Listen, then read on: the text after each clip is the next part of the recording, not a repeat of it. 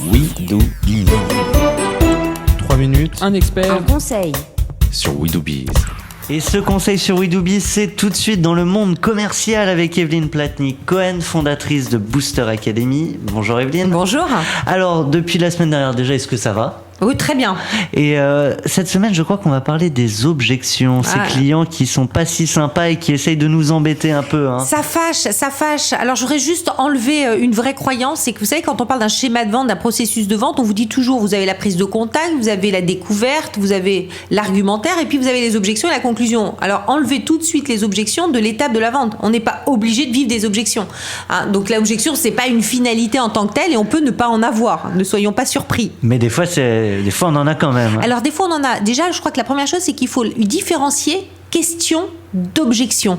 Parce que très souvent on a des questions et dans moins de 10% des cas ce sont des vraies objections. Donc déjà ne nous mettons pas, vous voyez, en défensive automatiquement par rapport à une question. En mode défensif. Comment on fait ? Alors déjà la première chose, c'est quand il y a une objection, vous savez, vous pouvez couper l'objection un peu. Imaginez une plante verte, une plante qui est dans la terre. Si vous coupez, vous savez que ça repousse encore plus fort derrière. Pourquoi ? Parce que vous n'avez pas enlevé les racines de votre plante. Donc la première chose, c'est de comprendre quelles sont les racines de cette objection. Donc il va falloir creuser. Oui, mais je trouve aujourd'hui que votre tarif est trop cher. Très bien, mais pourquoi ? Par rapport à quoi vous le comparez ? Qu'est-ce qui vous fait dire ça ? Qu'est-ce qu'on pourrait enlever ? Creusez.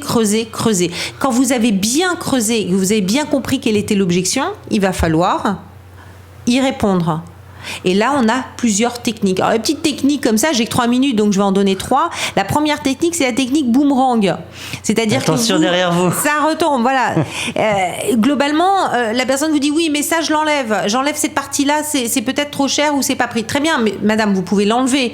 Mais quelles risquent d'être les conséquences pour vous si vous l'enlevez ? Donc, boomerang, vous reposez la question dans l'autre sens. C'est à la personne de répondre. Rapidement, Une deuxième, minimiser. Très bien, madame, vous n'avez pas besoin de cette option.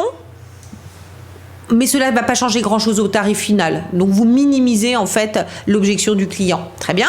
Et puis, la dernière technique, c'est transformer un point faible en point fort. Alors, exemple. De façon, très exemple. Vous voyez, vous avez un cimetière devant vous, vous visitez un appartement vu sur un cimetière.